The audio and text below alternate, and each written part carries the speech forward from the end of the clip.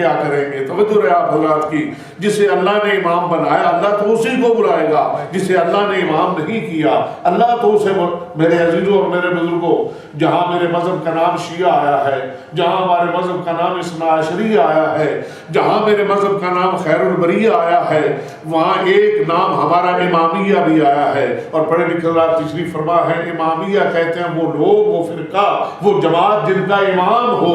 آپ سوچیں گے امام کے بغیر تو کوئی بھی فرقہ نہیں، سب کے پاس امام ہے، اور لوگوں کے پاس تو اتنے امام ہیں کہ آپ اگر گننا بھی چاہیں تو نہیں گن سکتے، مگر اس سب کے باوجود ہمارے علاوہ کوئی امامیہ نہ کہلایا، لوگوں کے پاس امام ہیں، آپ یہاں کے امام نہیں گن سکتے، اور اگر جو درآمد کیے جاتے ہیں وہ بھی شمار کرنے لگ جائیں آپ گن نہ پائیں۔ جب اتنے لوگوں کے پاس امام ہیں، اس کے باوجود بھی ہمارے علاوہ کوئی امامیہ نہ ہوا، ہم جو سمجھے وہ یہ ہے کہ دو حال سے خالی نہیں، یا تو جیسا ہم نے مسئلہ امامت کو سمجھا ہے ایسا کسی نے سمجھا نہیں، اور یا پھر جیسے ہمارے امام ہیں ایسے کسی کے امام۔ صلوات پڑھ لیں بلند آواز سے، ایک مرتبہ پھر سے احمد کر لیں، صلوات پڑھ لیں بلند آواز سے۔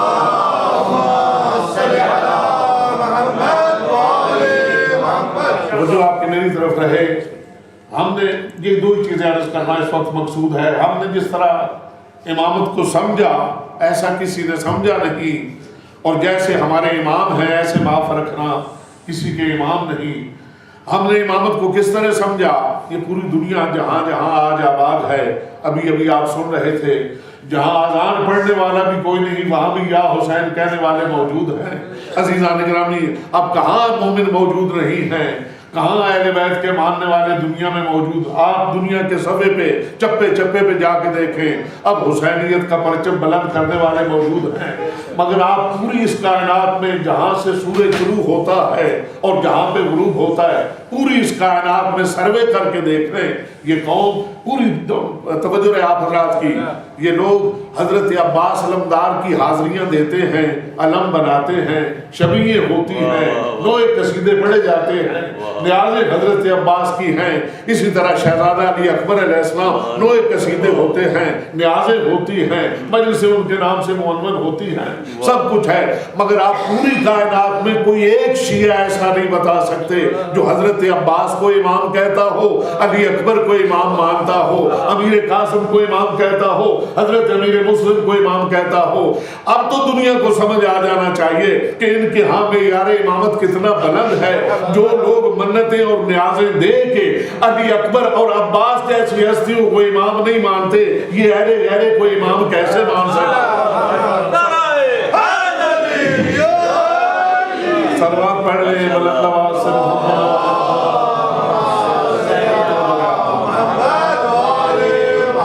ایک جملہ اور عرض کرنا آپ کی خدمت میں، میرے سامنے پڑھے لکھے حضرات تشریف فرما ہیں۔ بعد واقعہ کربلا کے حضرت محمد حنفیہ اور امام زین العابدین بیت اللہ کا طواف کرتے ہوئے یہ مکالمہ ہوا، اور یہ کافی میں موجود ہے، آج بھی پڑھ لیجئے گا۔ حضرت محمد حنفیہ کہتے ہیں، اے زین العابدین بھتیجے، حسین شہید ہو گئے، ان کے بعد امام میں ہوں۔ حضرت امام زین العابدین فرماتے ہیں، چچا اس طرح نہ کہیں، آپ امام نہیں بلکہ امام میں ہوں۔ وہ کہتے ہیں میں امام ہوں، یہ کہتے ہیں میں امام ہوں۔ عزیزان گرامی، کسی ذہن میں یہ نہ جانے پائے کہ دونوں چچا بھتیجوں کا جھگڑا تھا، یہ ایک طریقے تبلیغ اہل بیت ہے۔ کبھی یوں ہوتا ہے اہل بیت کے چھوٹے چھوٹے بچے کسی بڈھے کو وضو کرتا ہوا دیکھتے ہیں تو یہ نہیں کہتے تو نے غلط وضو کیا، کہتے ہیں ہم وضو کرتے ہیں ذرا دیکھنا صحیح ہم نے سے کون کرتا ہے۔ صلوات پڑھ لیں بلند آواز سے، محمد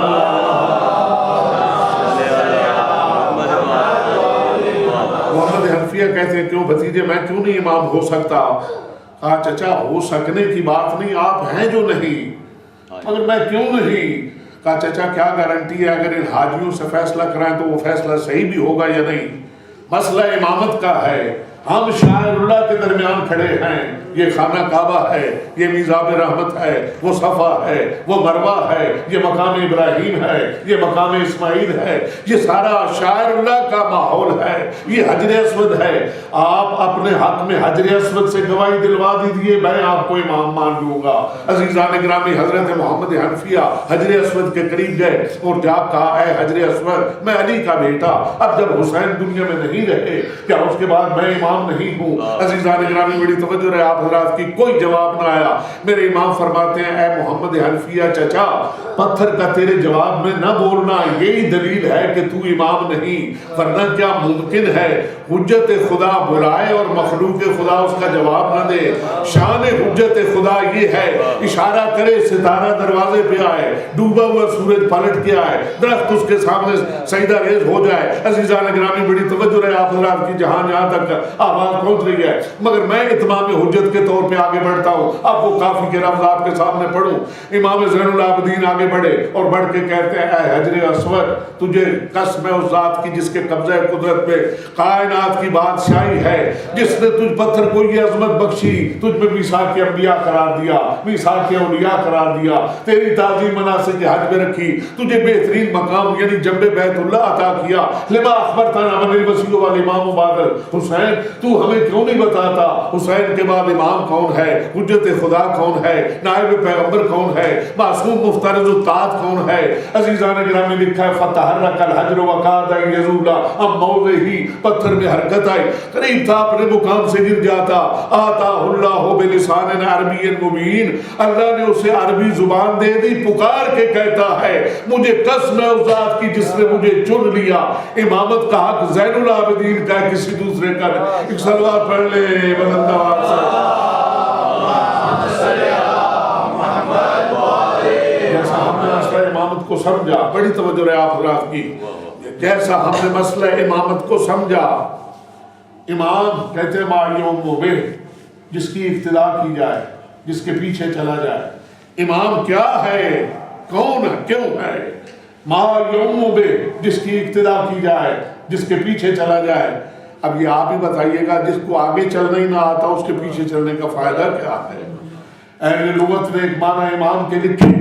امام عربی زبان کا لفظ ہے جس کے معنی ہے وہ رسی اور وہ ڈوری جو مستریوں معماروں کے ہاتھ میں ہوتی ہے. سارا دن جب دیوار بناتے ہیں، تھوڑے تھوڑے وقفے کے بعد وہ دیکھتے ہیں دیوار سیدھی ہے یا ٹیڑھی بن رہی ہے. اسے ہماری زبان میں سال کہتے ہیں اور عربی زبان میں اسی کو امام کہتے ہیں. بڑی توجہ رہے آپ حضرات کی، جہاں تک آواز پہنچ رہی ہے. کوئی بہت بڑا زبردست کاریگر بھی ہو، اگر اس کے پاس وہ سال نہ ہو، مالک مکان تو شام کو اجرت دینے کے لیے تیار نہیں ہوتا.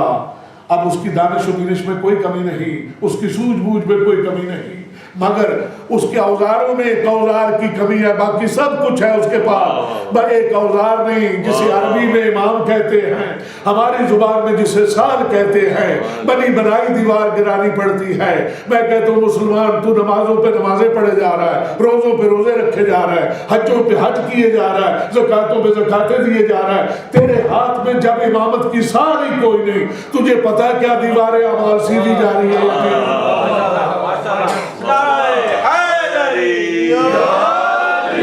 صلوات بھی پڑھنے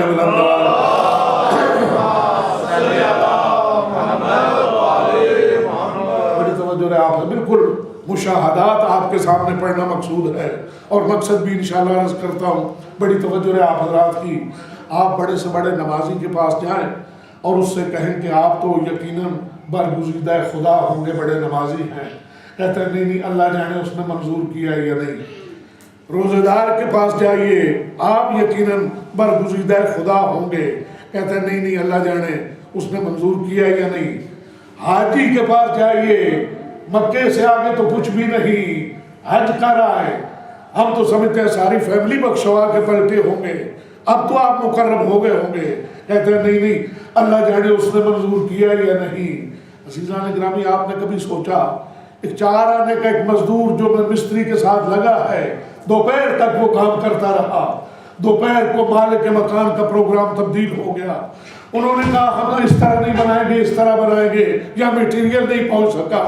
مگر مزدور مطمئن ہے میری دہاڑی کوئی نہیں مار سکتا، میری مزدوری کوئی نہیں مار سکتا، اس لیے میں گھر سے کام کے لیے آ گیا، آدھے سے زیادہ دن اس کے گھر میں کام کرتے ہوئے گزار دیا، اب میری اجرت کوئی نہیں مار سکتا۔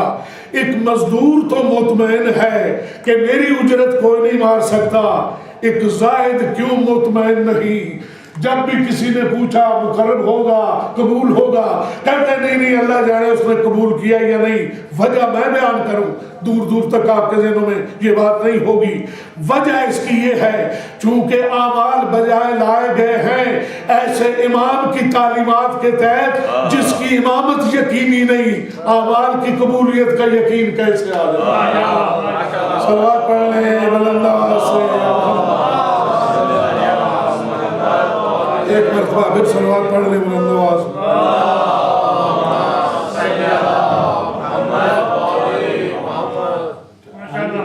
آئیے پیغمبر اکرم کے پاس چلتے ہیں۔ یا رسول اللہ، نماز پڑھتا ہوں مگر یہ یقین کیسے آئے جو پڑھی ہے یہ منظور ہے؟ روزہ رکھتا ہوں مگر یہ یقین کیسے آئے کہ یہ منظور ہے؟ حج کرتا ہوں یہ یقین کیسے آئے کہ یہ منظور ہے؟ تو حضور نے بتایا، توجہ ہے، آپ مناقب خارزمی کے اندر لکھا ہے، پیغمبر فرماتے ہیں یہ معلوم کرنا چاہتا ہے کہ تیرے اعمال منظور ہیں یا نہیں، میں بتائے دیتا ہوں کیوں کر پتہ چلے گا کہ تیرے اعمال منظور ہیں یا نہیں۔ بڑی توجہ رہے، میرے پاک پیغمبر ارشاد فرماتے ہیں انا میزان العدل، توجہ رہے، انا میزان العدل، میں عدل کا ترازو ہوں، وَعَلِيٌّ عَمُودُهُ، علی وہ عمود ہے جس پہ ترازو قائم ہوتا ہے، وَالْحَسْنَانُ كَفَتَاهُ، حسن اور حسین اس کے دونوں پلڑے ہیں، وَالْآئِمَّةُ خُيُوطُهُ، 9 امام اس کی رسیاں ہیں، وَالْفَاطِمَةُ عِلَاقَتُهُ، فاطمہ وہ علاقہ ہے، یوزن فیہ اعمال المحبین یوم القیامہ، قیامت کے دن محبوں کے عمل اس ترازو میں تولے جائیں گے۔ میرا واجب الاحترام مجمع، اب آپ کے ذہن شریف میں بات آ گئی، حضور فرماتے ہیں کہ یقین کیسے ہے؟ انا میزان العدل، میں عدل کا ترازو ہوں، علی اس کا عمود ہے، حسن و حسین اس کے پلڑے ہیں، 9 امام اس کی رسیاں ہیں، علاقہ جناب سیدہ ہیں۔ اب نمازی جب نماز شروع کرے تو اس یقین کے ساتھ تو کرے یہ وزن ہوگی اس ترازو میں جس کا میزان نبی ہے، جس کا عمود علی ہے، جس کے پلڑے حسن و حسین ہیں، جس کا علاقہ سیدہ ہے، جس کی رسیاں 9 امام ہیں۔ اور جب روزہ دار روزہ کھولنے لگے اسے یہ نیت تو ہو یہ روزہ وزن ہوگا اس میزان میں جس کے میزان پیغمبر ہیں، عمود جس کے علی ابن ابی طالب ہیں، پلڑے جس کے حسن اور حسین ہیں۔ زیادہ بحث نہ ہو اور زیادہ بات طویل بھی نہ ہو، بات بالکل اختصار سے کروں، اور وہ یہ ہے آپ اجزائے ترازو کو گنیے، جناب مرزا صاحب اجزائے ترازو کو گنیے۔ حضور فرماتے ہیں میں میزان عدل ہوں، ایک علی اس کا عمود ہے، ایک اور ایک دو امام حسن و حسین اس کے پلڑے ہیں، 2 اور 2 4، 9 امام اس کی رسیاں ہیں، 9 اور 4 13، فاطمہ اس کا علاقہ ہے، 13 اور 1 14۔ قیامت کے بازار میں جب ترازو ہی 12 اور 14 کا ہے، میں سوچتا ہوں جس کی جنسی 3 پاؤں ہو تو لے گا کون، خریدے گا؟ صلوات پڑھ لے بلند آواز سے محمد والا۔